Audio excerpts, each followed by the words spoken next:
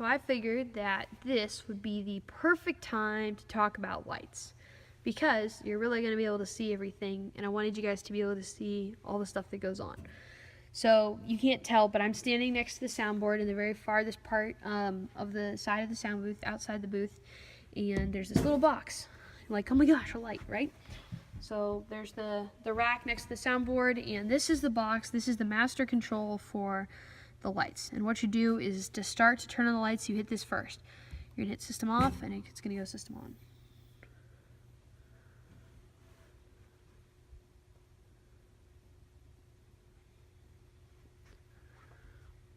There you go. So now the lights are on, and you're gonna walk back over here to the light board after that, and you're gonna turn the light board on second. And I know, like I said, I know this is hard to see, but right here next to this little ETC symbol, right below it is a power button.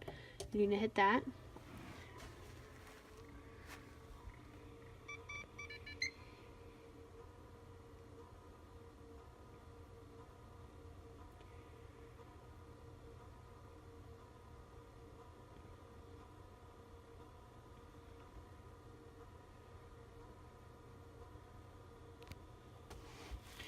Now, the light board actually works in two programs. There's an outer shell program and an inner shell program. So when you first turn it on, it's here, and you have these choices. And you're going to use the little mouse that's located next to it. It's right there on the little mouse pad. And you're going to use it to hit where it says the orange one, which says primary. You can't really read that, but it says primary. If you can double click that.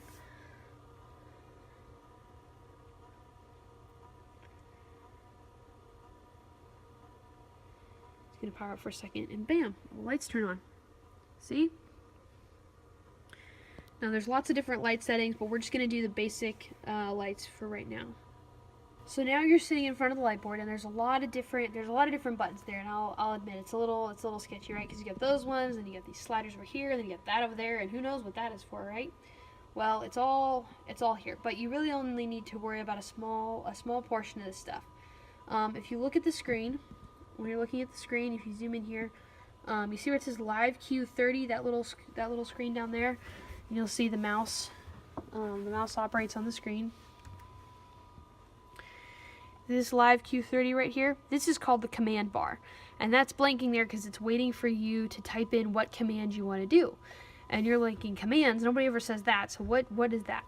The commands are the buttons. And so you'll hit go to Q, and it types it in.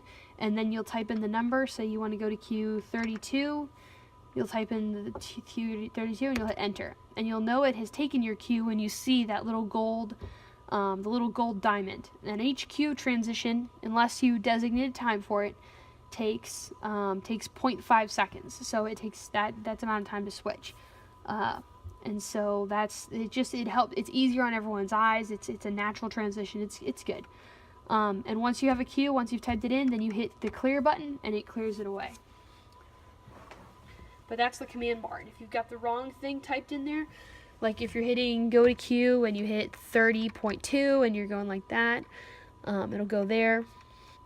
Or if you hit go to Q and you type in all these things, see error number out of range, it'll give you different errors. If you've got one of those, that's okay. You just hit the clear button until it gets rid of all of that, and then you go back to whatever it is you were doing before.